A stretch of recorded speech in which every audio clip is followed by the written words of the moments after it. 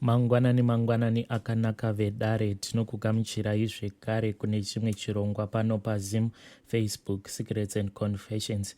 Tadzoka zvekare nemamwe mamessages. Regai tibva tapinda mumamessages edu atadzoka takakubatirai. Hanzi makadii zvenyu mukomanashi. Can you please hide my identity? I really need your help because it is an emergency. Nyaya yangu yakamira sekudai. Inini I am a girl who is aged 24. So ndakabva ndaitawo boyfriend, and the boyfriend yangu iri kuno kunyika yevatorwa kwandinova ndigere inini. Saka neboyfriend yangu takazosvika pakuti tainge tava kusangana tose pabonde. Ende ndakati ndangopedza kusangana naye pabonde ndakazotanga kubleeda, and each and every day kana kuri kunzi ndingaverenga mazuva acho, it has been 1 month since ndabva kusangana nemukomana wangu pabonde, and it has been 1 month ndichingobleeda non-stop. Chingava chiri chii, zviriko here zvinhu zvakadaro, uyewo kana kuti zvingapera sei, because now kana ari boyfriend wacho haachatombobatiki zvachose. Asi chandava kungodawo hangu ndechekuti ndichingoregedza kubleeda ndingopora zvangu. Kana zviri zvekuti boyfriend uyo haachabatiki, inini handichina kana basa naye hangu. Kana kuinewo vakambosangana nazvo, makazvipedzawo sei? Thank you mukomanashi nevose vachakwanisa kundibatsira. Ndinokumbirawo kuti munge muchizondizivisawo kana mazoposta ndikwanise kuzoteverera mucomment section. Vedare ndo message yandakatumidzirwa nemwanasikana uyu. Zvimwe zvacho so zvakangoma. Let us hope kuti mwanasikana uyu haana kutoitirwa mhiko dziya dzema-rituals. Regai ndizongoramba ndichitaura naye tinzwe kuti mukomana wacho how old is he. Regai tibva taenda panyaya yedu inotevera. Nyaya yedu inotevera yakamira sekudai. Hanzi, hello mukomanashi, please don't reveal my identity. Nekuda kwekuti ndatoitawo zvekutokwereta account iyi yandiri kukunyorerai message ndichishandisa. Inini I am a 26-year-old lady, handisati zvangu ndaroorwa, but I must get married zvaizvezvi. Confession yangu yakadai so. Inini I lost my virginity when I was about 24 years. So it has been 2 years now since I lost my virginity. At first pandakatanga kusangana nemukomana wangu pabonde, I really enjoyed everything zvatainge tichiita pabonde. Ndaitoona kuti boyfriend yangu munhu wekuti ainge achitondigutsa.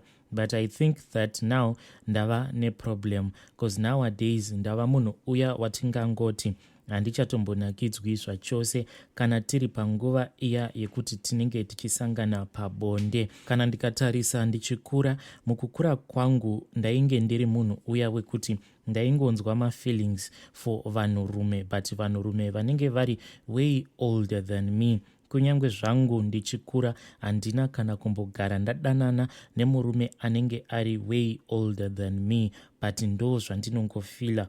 So zvava kuitika izvezvi ndezvekuti inini nemukomana wangu kana tiri panguva iya yekuti tinenge tiri panguva yekuita bonde, kutoti inini ndinge ndichinakidzwa, hunge ndatonyepedzera kufunga kuti ndinenge ndichiita bonde nemunhu anenge ari mukuru than kundidarika. Ndokuti nditange kunzwa kuti bonde racho rinenge richindinakidza. Ndokutorarama kwangu kwandava kuita kwekuti ndinenge ndichiimagina ndichiita bonde nemunhu anenge ari way older than me.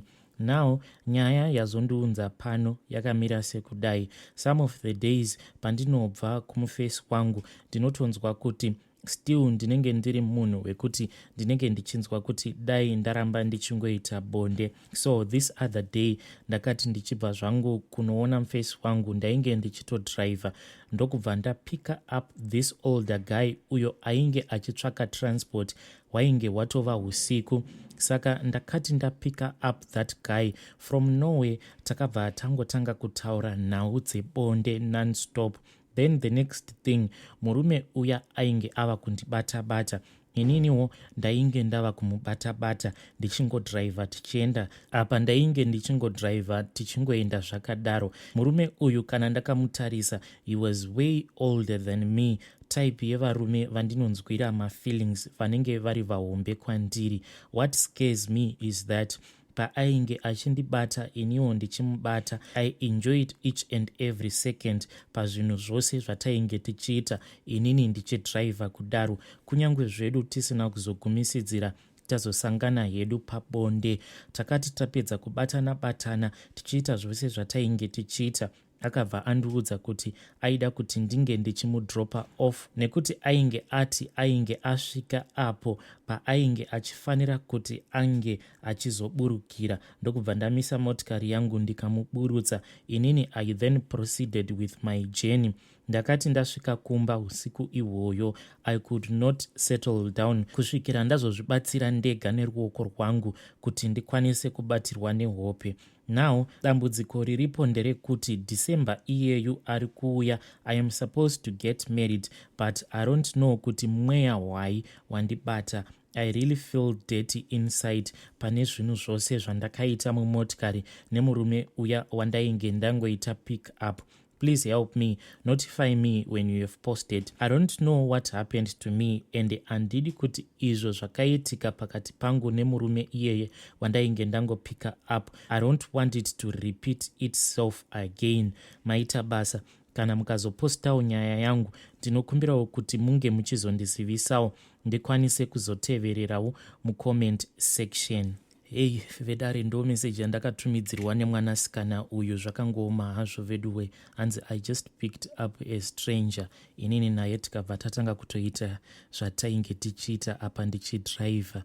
Hey, zvakangooma hazvo. Nai mwanasikana, kodai wakabheuka muchibatana-batana kudaro, maizozvifambisa sei? Asi please ngatibatsirei mwanasikana uyu mucomment section. I think kuti pane mhepo yatosimudzwa apa, since this young lady is supposed to get married muna December.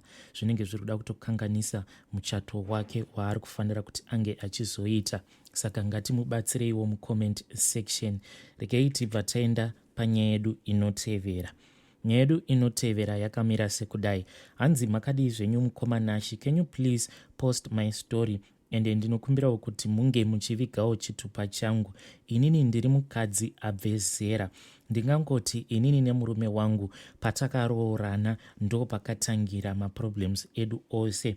Nekuti pandakapinda mumarriage nemurume wangu handina kunyatsokukwanisa kuziva makore ake. Ndakazotoziva makore ake mushure mekunge ndatopindawo murudo nemwoyo wangu wose. Ende pandakazoziva makore ake kuti uyu munhu wandainge ndapinda naye murudo ainge ari mwana mudiki kwandiri. Mukomanachi, kana ndichitaura kuti murume wangu mudiki kwandiri, haasi majokes. Murume wangu mudiki neabout 12 years. Zvinhu zvandainge ndisingafungidziri kuti panapa ndava kutoroorwa nemwana mudiki kwandiri neabout 12 years. Inini zvangu ndiri munhu ane muviri mudikisa. Ende murume uyu ndakamutarisa ndaitofungidzira kuti munhu mukuru kwandiri, ndokusaka ndisina kana kumboita interested nekumubvunza makore ake, because murume wangu muviri wake akaita mugiant. Asi ndichitanga kudanana naye ndakambosuspecta, because ndaiti kana ndikatarisa face yake zvinhu zvaigara zvichindinetsa. Ndaiti kana ndikatarisa face yake ndaibva ndaona kuti murume wangu ane baby face but ane muviri mugiant. Ndo zvaingoramba zvichingondiconfusa. Asi semunhuwo ainge anyanyisa kunyura murudo, ndaingoti zvichazozvigadzirisa zvega. Ende ndaingoti kana akazondipawo pamuviri maybe tinokwanisa kuzongomechana. Asiwo kana wava murudo unenge uchingoti zvizhinji tichazongoona kumberi uko, unenge uchingoramba uchingofushira zvizhinji. Inini nemurume wangu takasangana because ndairamba ndichingoshandisa rimwe bhazi iro raaimbopota achidhiraivha.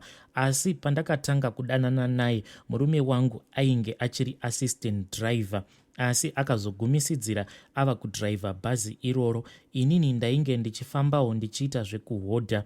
Saka takati tadanana, at that time iye akabva andibudira pachena kuti aiva nemhuri yake, but akabva andiudza kuti kumba ikoko vainge vachisangana nemaproblems ainge akasiyana-siyana.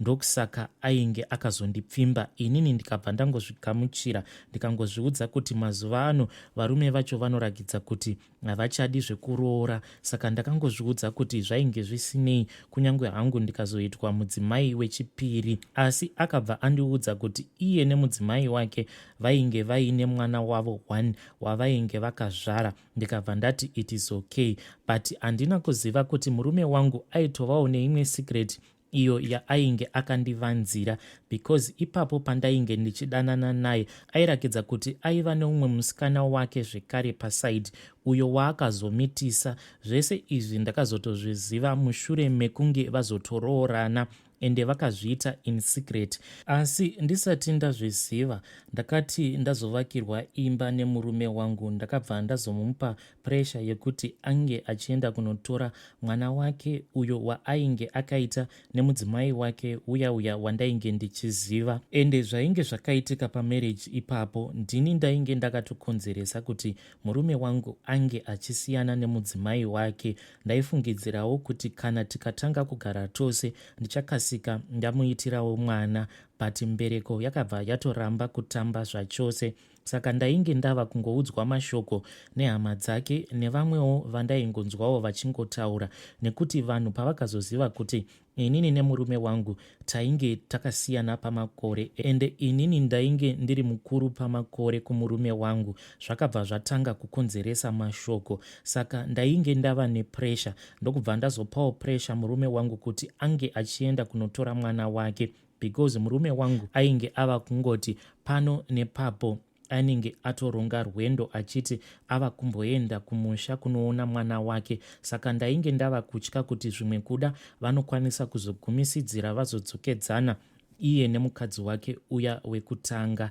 Takazoti tava kugara nemwana wake ndo pandakazoudzwa kuti murume wangu ainge akazoita rimwe rwendo achienda kunoroora musikana uya waairakidza kuti ainge achidanana naye at the same time paainge achidanana neni. Zvose izvi ndakazozviudzwa neumwe mukadzi uyo watainge tichigara naye musame line uko kwatainge takazovakira inini nemurume wangu. Mukadzi uyu airakidza kuti aiva neushamwari nemusikana iyeye uyo ainge akamitiswa nemurume wangu patainge tichiri mukomana nemusikana. Saka vanorakidza kuti vainge vakazosangana mukufambidzana. Mukadzi uyu anogara muraini medu ndo paakazozviziva kuti uyu wandinoti murume wangu ndiye zvekare ainge akamitisa shamwari yake. Saka mukadzi uya akabva atondirakidza zvese mapictures eroora day, ende ndakabva ndarangarira zuva racho kuti murume wangu ainge atondinyepera kuti iye ainge ahayiwa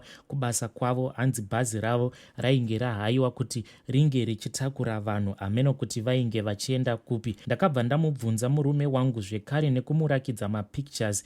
Iye akabva ati ainge akaroora musikana iyeye nekuda kwekuti musikana iyeye akazodzoka kwaari achimuudza kuti ainge akamumitisa nguva yavainge vachiri kudanana. Akabva ati ainge asingadi kuti mwana wake ange achizowirwa nematambudziko mukurarama nekuda kwake, nekuda kwemhosva dzake. Ndakasara ndisina kana manzwi mukanwa, ndakaita stress, but ndakabva ndangozvigamuchira ndikangozviudza kuti murume ainge akabuda panze nekuda kwekuti ndainge ndakatadza kumupa mwana, ende vakazotanga kugara vose, but zvose izvi vainge vachizviita in secret. Iniwo nekuda kwestress ndo pandakazoendawo kune imwe n'anga, nekuti ndainge ndava kutoona kuti ndinogona kurambwa zvimwe kuda, ndikabva ndatorerwa imba nekuda kweuyu ainge ava nemwana wake.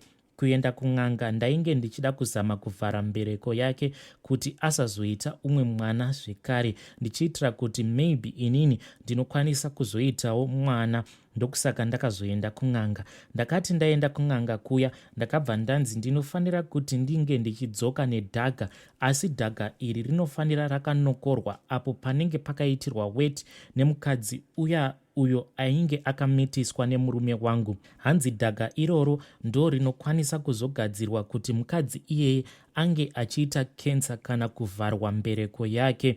Zvinhu izvozvo ndakati ndichizviudzwa pandakabuda mudare, ndo pandakaona kuti zvose zvandainge ndaudzwa kunyange hangu ndainge ndakabvumirana nazvo, asi zvainge zvisiri nyore kuti ndinge ndichizoriwana dhaga iroro. Saka ndakazoti umwe musi ndichinotaura neshamwari yangu, ndakabva ndamubudira pachena ndichimuudza kuti ndainge ndafambirawo nyaya dzangu ndikaenda kune imwe n'anga, ndikamuudza zvose zvandainge ndaudzwa kuti ndinge ndichizodzoka nazvo.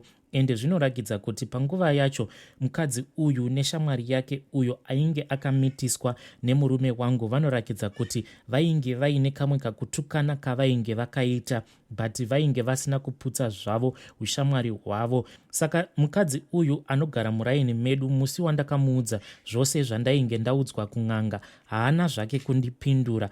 But umwe musi ndakazongokaruka mukadzi uyu achisvika pamba pangu, asi ainge asiri ega, aiva nemurume wake. Ndakabva ndati vange vachipinda mumba, asi ndainge ndichingozvibvunza kuti ko vanhu ava wai vainge vauya pamba pangu vakadungamedzana.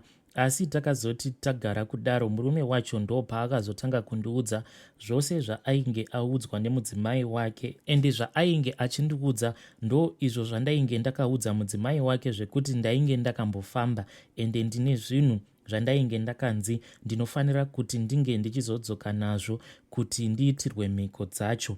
Mukoma murume uya akabva andiudza kuti ivo vaikwanisa kundibatsira, asi ndaifanira kuti ndinge ndichivapa mari. Panguva yacho vakabva vati vanoda mari ndingangoti yaisvika kuma 3,500 US, but mari iyi vakati vanoda iri kumapula. Mari iyoyo mukomanashi yaisanetsa zvayo kuiwana, nekuda kwekuti murume wangu pose paainge achifamba nebhazi kazhinji kacho aiwanzokuuya nemari inenge yakati dzimwe nguva vaisanyorera vanhu matikets ende vaizoitawo mamwe maoverloads, ndo mari dzaizodzokewa nadzo kumba nemurume wangu. Saka mari iyoyo yaiva nyore kuti ndinge ndichiiwana mazuva iwayo. Takabva tatenderana because murume uyu akabva ati ane bhizinesi rake raainge achida kutanga, saka vaida mari iyoyo. Takabva tawirirana ndokubva vabuda zvavo vakaenda. Vakabva vadzoka zvekare umwe musi vakati ivhu riya vainge variwana, ende panguva yacho pavakadzoka ndainge ndaunganidza mari inokwana iyo kuita around 1,800 US. Murume uya akabva anditambidza ivhu riya rainge riri muchiplastic bag cheshuga, achiti rainge ranokorwa nemudzimai wake. Ndakagamuchira ivhu riya ndikangozviudza kuti kana ndangonyeperwa zvangu ndanyeperwa, ndokubva ndadzokera kun'anga kuya. Ndichinosvika kuya ndakabva ndaitirwa mhiko. Mukadzi uya pasina kana nguva ndakazongonzwa zvichinzi ainge ava kurwara. Ndakatanga ndaudzwa nemukadzi uya wandainge ndabhadhara nemurume wake kuti vange vachienda kunondinokorera ivhu pamba pacho pavainge vachiti ndo painge pachigara mukadzi uya. Vanhu ava pavakandiudza kuti munhu wandainge ndaitira mhiko ainge achirwara, ndakangozviudza kuti sevanhu vandainge ndichiri kukwereta mari iyo yatainge tawirirana vainge vachingoda zvavo mari yavo. But ndakazotanga kunzwawo nerunyerekupe kubvawo kuhama dzemurume wangu kuti mukadzi uya ainge akamitiswa nemurume wangu hanzi ainge akashayika, but vanhu vachitaura hanzi mukushayika kwake hanzi akatambura mukadzi iyeye kusvika mukufa. Mukadzi iyeye akati afa, ndo pandakazotanga kupa murume wangu pressure yekuti ange achienda kumusha kwemukadzi uya kuti anotora mwana. Pari zvino vana ava mukomanashi tigere navo pamba, ende zvinhu izvi zvatova nemakore zvaiitika. Hakuna umwe munhu anozviziva kunze kwangu nemukadzi uyo wandati tigere naye musame line nemurume wake. Nekun'anga uko kwatakaenda ndisu tega tinongoziva kuti chii chakakonzeresa kuti mukadzi uyo ainge abva mukuroorwa nemurume wangu ange achizosvika pakushayika nekuda kwemhiko dzandakanoita ikoko. Mukomanashi zvinhu izvi zvava nemakore zvaiitika, but panguva yacho ndainge ndichingozviudza kuti I was fighting for my marriage. Kunyange izvezvi mukurarama ndine dzimwe nguva dzekuti ndinombotanga kuzvibvunza kuti asi ndakaitei, but each and every time ndinongozvisimbisa kuti I was just fighting for my marriage. Saka ameno ikoko. Saka mukurota zvese nemukurarama hapana pandingati ndakazombosangana nezvimwe zviratidzo like kurota mufi kana kuita menyama. Upenyu hwangu huri kuramba huchingoenderera mberi. asi ndo secret yangu yandakachengeta. Asi ndine dzimwe nguva dzekuti ndinozviudza kuti kana ndikanzi ndanyanyisa kurwara paya ndisati ndafa kana zvichibvira, ndinofanira kuti ndinge ndichizoreurura especially kumurume wangu kuti izvi ndo zvandakaita, but I was fighting for our love. Mukoma, kana mukapostawo nyaya yangu ndiziviseiwo, ndinozongotevererawo mucomment section. Vedare ndo meseji yandakatumidzirwa navahanzvadzi vedu. Hanzi chakanyanya kundifosa kuti ndinge ndichifambira nyaya idzi, hanzi inhau yekuti ndakazvitarisa ndikabva ndatarisa murume wangu ndikangozviudzawo panguva yacho iyoyo kuti panapa ndava kuda kutopusiswa nemwana mudiki kwandiri, kuti mwana mudiki kwandiri ne12 years obva andigarisa pabarika. Saka ndakabva ndaona kuti it is far much better kuti ndinge ndichirwira marriage yangu since ndainge ndabva nayo kure. Hey, zvakangoma hazvo vedu we, please ngatitaurei navo mucomment section.